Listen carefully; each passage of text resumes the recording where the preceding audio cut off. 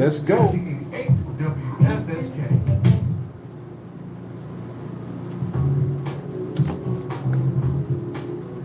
Pastors Roundtable.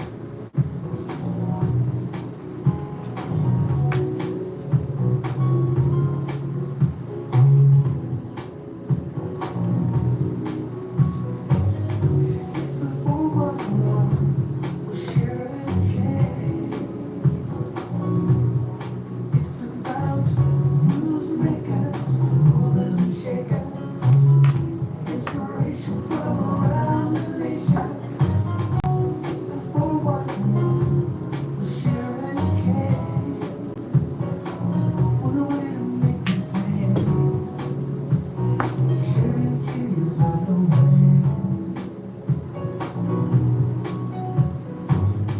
It's the 411 with Sharon Kay. It's about newsmakers, movers and shakers, inspiration from around the nation. It's the 411 with Sharon Kay. On the way to make it day. Sharon Kay is on the way. Hi, this is Pastor Bill Fred of the Tabernacle Baptist Church, and when I need to know what's going on, I listen to 411 with the best talk show host in the world, Sharon Kay. And see, that's what's up, right? Now my engine is going now. That's what I'm saying. You hear something positive and that just sets you off for the rest of the day, and that's what's up. Anyway, no Nashville. All of our amazing people. Now, Joe, I just said something positive down now. They should send you somewhere out today, hopefully in a good direction. It is the official, to me, like heat wave summer coming. And you know, it's always just in time for the festival. Yep, sure is. But what we got less than a week before the festival. This upcoming Saturday. UFSK presents the Physical Jazz Festival, and I'm ready. I'm ready for showtime. Okay, I'm ready. And yeah, I'm saying that today. That's something to change, though. Like Wednesday or so. Yeah.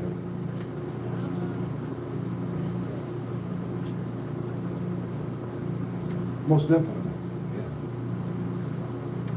You know, people come out and what do you think?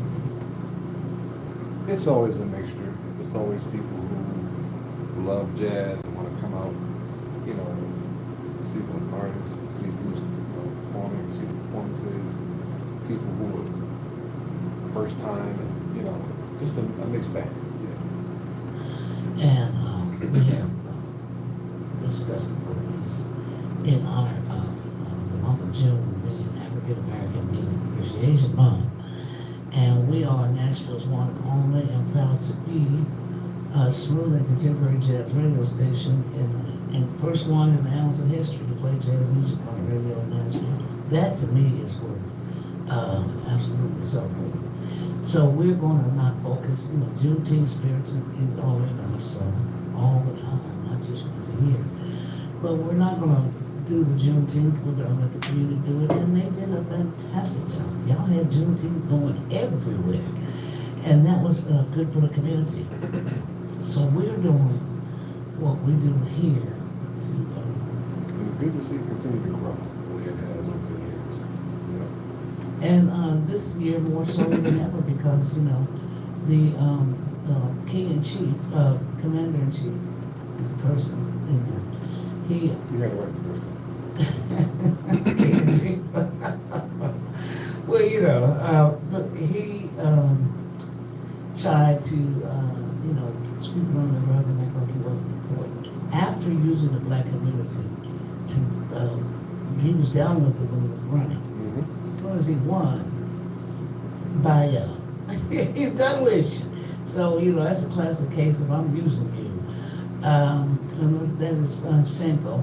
But the community, I'm so happy that you all did not think about what he was saying and all the negativity that he was dispensing. He trying, I gotta give him credit for that. trying. He is trying. He's trying to get under black folks' skin as much as he can. It didn't work, because it made us grind even harder in our nation to honor our freedom. And I think that's what really brought a lot of people out.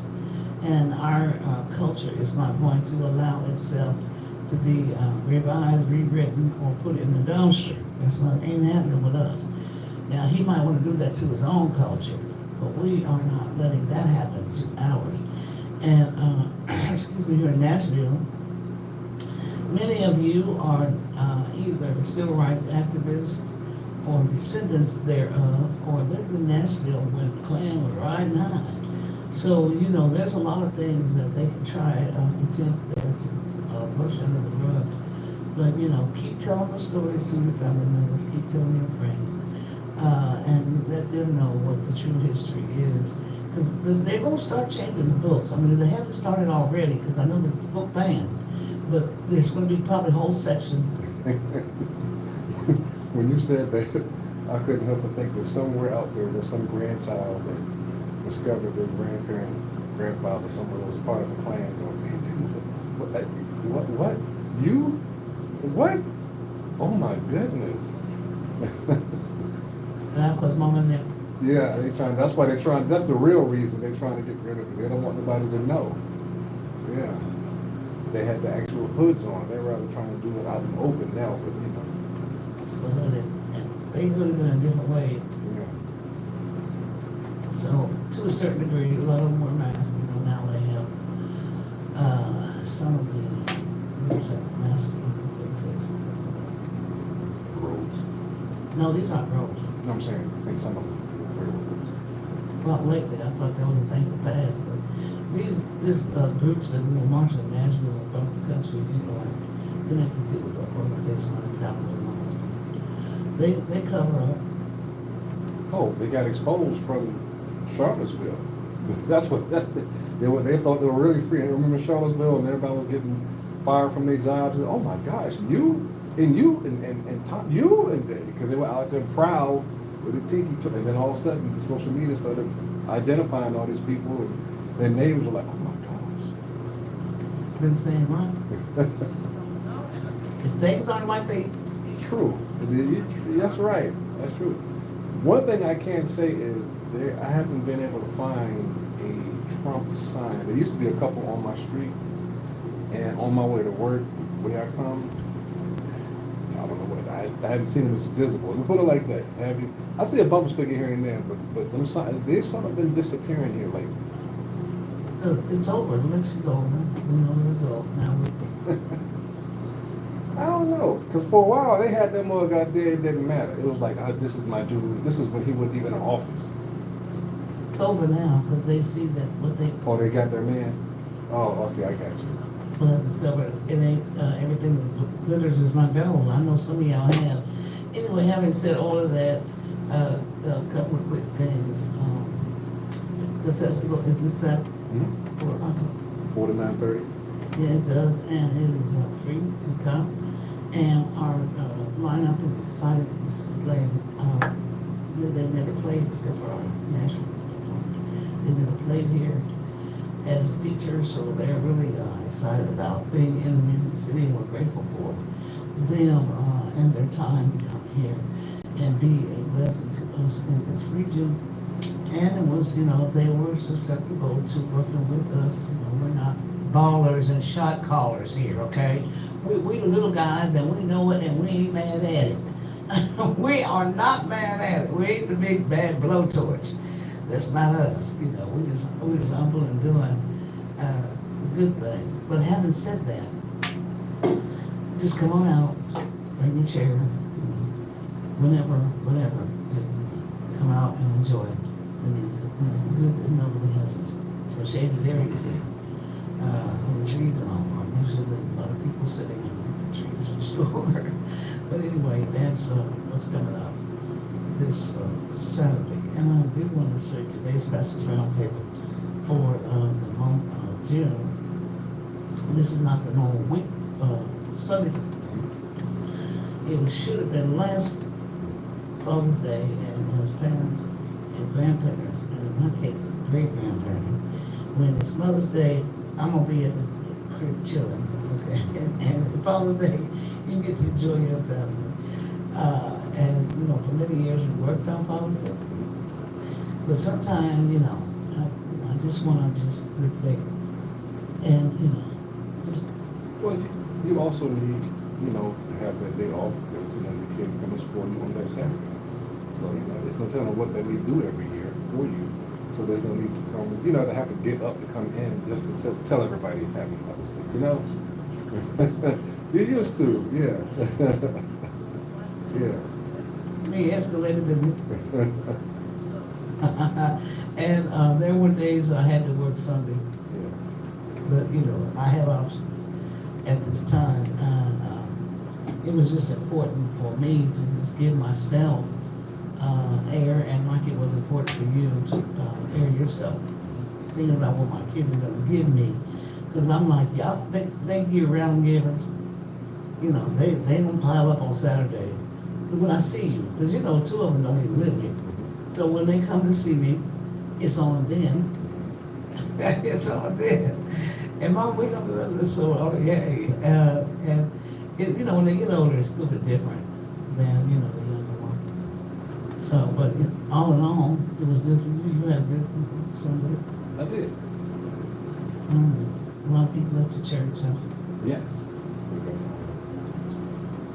You honored the. We honored Bishop Maynard and Jerry II. Not the rest of the public. And we got honored as well. Yeah. Well, I mean, that's what I mean. We honored all fathers, but we still honor the shepherds, yes. Because I was like, well, what's wrong? You know, okay, so you all got yours. And we have ours in Juneteenth and other days of like, oh, I have to say happy birthday to your friend of mine, Mission Man.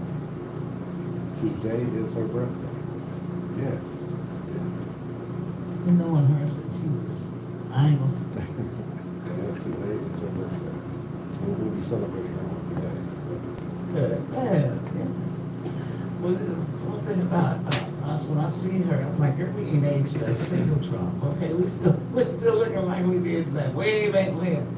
But I'm so happy. Please give her my best there when we see her today. Now, let me tell you who pastors are. That's pretty cool. The pastors for the month of June, guest pastors that will be in here shortly are Dr. Jonathan Williams of First Baptist Church in South Englewood. He's new to the church. A friend of mine, several people I know go there. I said, y'all got a pastor guy? I don't know. What's his number? He's going to be here with us today, as well as Reverend Joel Sims Jr., Love Cathedral Ministries, and back the women at the. And they're both here. Yep. Look at the, thank you, Lord, for answering my prayers today. And early. That's even better. Yeah. That's even better. That means that they appreciate this opportunity to talk about, of course, their church, but to talk about the goodness of the Lord on a public, very public way. Now, Reverend Sims Jr.'s wife was the one half of. Yes. She was, that's right, that's correct. And she was fire. I'm sure she's listening right now. So, good morning. She's like, yeah. So he knows he's got to bring it. Yeah, because I've got to know it's still here. I'm just kidding. Now, before I go into these quick, brief headlines, there's only one thing to me, two things to me, that I wanted to mention. Number one, we're dangerously hot this week. Oh, yeah. I know back in 1963, Martha Reeves and Martha Vandellas did Heat Wave. You know, Martha was on the show before. Oh, yeah? And this next statement I'm going to make is because I interviewed her on the air on this show. Yeah. And I asked her about their number one song, Heat Wave. And it was not about anything. Nothing to do with the weather. It was about the Holy Ghost. Really? I didn't know that. Say it. That's another one of them trivia factoids. That's what she said, because she said to me, she said, Sharon, can you hear another thing? I was talking about the weather and this and that and the summertime and all that. And she was talking about the heat wave burning in her heart and all that. And can't keep from crying, you know. So Yeah. talk about the whole religious experience. And you could have bought me for 10 cents, because that is not what I expected. That's fact. And she said it back when I first started the show back in the early 2000s. So I know that. I didn't get to go into a lot of details about her invention, but she did talk about that. Was part of that. That's the history of that song. And very few people even do that, you know. Because when she said it, I was like, well, that's the first time I know stuff, but that's the first time I know her. Did y'all know that? But anyway, that's what she said. And the song actually was not written by her, it was sung by her. But Holland Dozier, one of the writers, and Kenny Dozier has been on the show too. That's good. And he is, Playwright, right? he's a songwriter. Kenny Dozier. And that- Oh, okay. Okay. about Holland Dozier Holland, Okay. R&B songwriter. Okay. Yeah. So anyway, having said that, and that's my music tribute for today. We're gonna move on into the area of concern for not just us, but for the entire world. And I will say that, you know, for myself personally, for my mental health, I do try sometime on Saturday to not really watch the Yeah. I did too. paper. I always check, because you never know when things are going to be different. And sure enough, after several hours of Netflix, I must confess, Now, what was you? What was you watching on Homecoming. Netflix? Several hours, I mean, you was binge watching. That's what. My niece came home to see me for a little while. We were like, straight up, we were definitely. And that's why I said, I have to, Yeah. I know how Netflix is. is it dusk?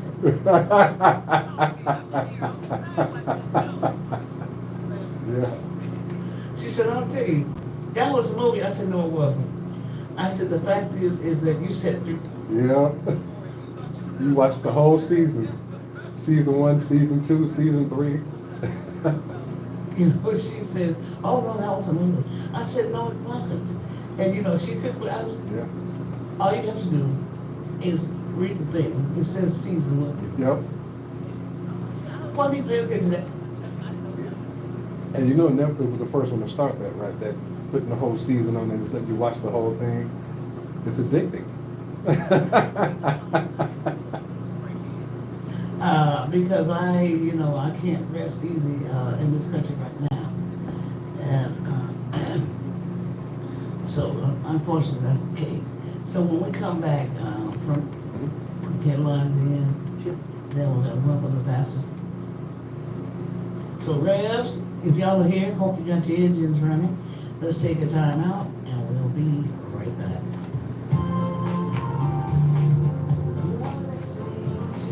What's that 411? Yes, sir. Yes, sir. Want to give your opinion today? The phone lines are open. Give us a call at 329-8810, 329-8810. What's the 411 with Sharon Kay is brought to you by Terry W. Jones, independent agent, We're gonna State end Farm this live Insurance. Life insurance is one at of those 7:30, subjects that makes people want because to we have a change the pastor's subject roundtable, rather than admit they and probably you will be able to don't hear have them, but I don't That's always why think it's State fair Farm agent Terry W. Jones that you can sort of hear me, focuses you can on hear the host, but you can't see the entire show. So, but I come on live, like this, just to sort of without having to sell let you all see what it's like behind the scenes as a producer, as a super producer of a radio talk show. So today is the day that the United States is having a news conference after President Trump has just bombed Iran. So we're going to talk about that coming out of the break. And then the pastors are probably going to chime in, but I won't stay with it the entire time because I really got some other things I need to do. So that's what's taking place, but you all won't be able to see the pastors. They'll be live in the studio on the other side, but you all won't be able to see them, but you can hear them. Trump's vendors, health information, a kid zone, and admission is free. The month of June is Black Music Appreciation Month, and WFSK Nashville's Jazz Station celebrates it by presenting our annual Fisk Food and Jazz Festival right here on the Fisk campus. Musically, we've got another fantastic lineup again this year. Kicking us off is Nashville's very own Tremaine Artemis and the Improv 7 Jazz Band. Next up is vocalist, songwriter, and guitarist Andrea Lisa, who is known for blending soul, jazz, and R&B in her music. Then multi-talented pianist, composer Carol Albert makes her Nashville debut. Also making his first Nashville appearance is the funky soul trumpeter Lynn Roundtree. And rounding up our lineup for the jazzed up evening is funky jazz fireball and #1 recording artist, saxophonist Marcus Anderson.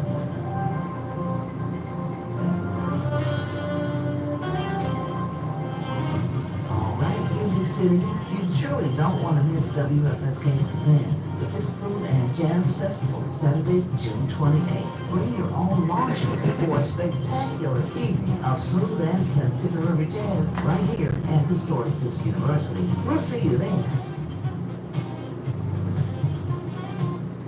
Keep up with guests and topics on What's the 411 with Sharon K.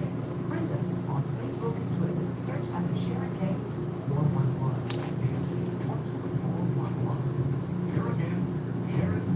Alright, Nashville, Sharon K is in the house. Mighty glad to be on Jazzy 88 WFSK Historic Fisk University.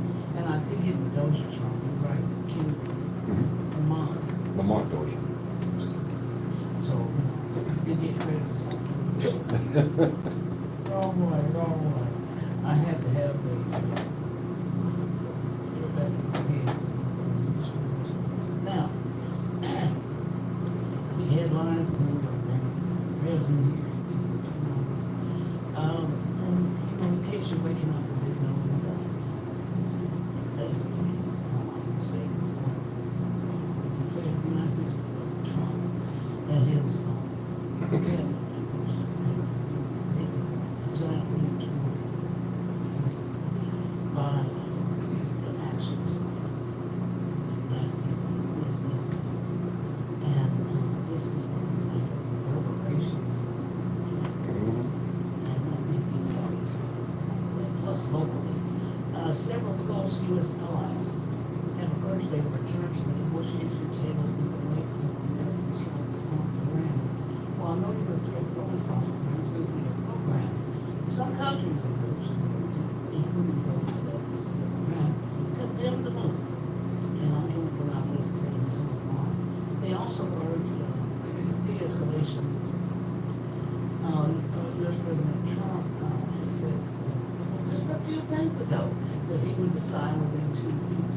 It's not what he says, it's what he tells us. That's what Trump wants. Whether to get involved in Israel's war with Tehran. In the end, just about 2 days later, just a couple, it didn't take long. The missiles began to fall, bombs in Iran, and some of the Iranian nuclear sites obliterated, as it said. It remains clear how much damage has been inflicted, and Iran said it reserved the right to, quote, resist with full force, end quote. Now, that can mean any number of things. While the amount of damage, of course, we don't know yet. How much has been, there's few things coming out, but they haven't released stuff yet. Number of people. And so they may be released that soon, but as we know, we did the bunker of Russia. Yeah. But not supposed. Yeah. So the Iranian foreign minister says that America crossed a very big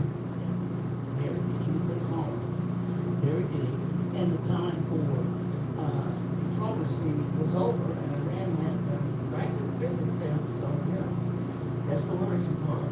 Some have questioned whether a weakened Iran would capitulate or remain defiant and begin striking with allies at the U.S. as the U.S. Targets scattered areas across the Gulf region. Now here's a look at some of the reactions from government officials around the world.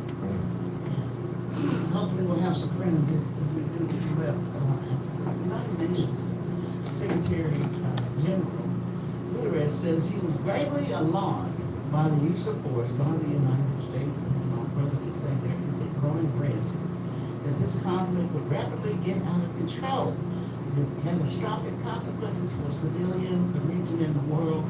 And he made his statement yesterday online. He says he calls on member states to de-escalate, and there is, he went on further to say there is no military solution.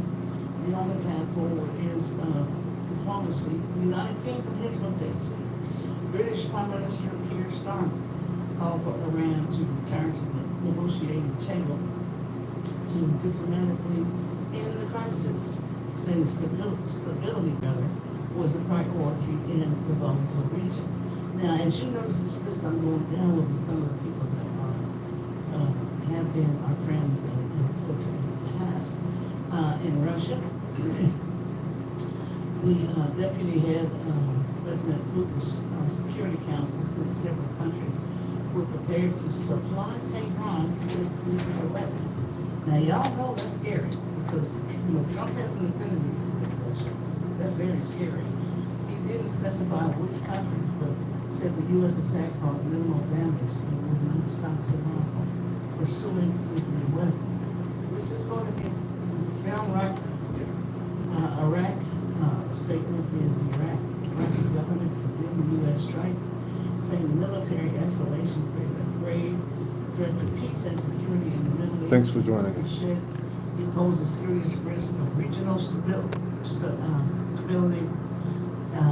risk to regional stability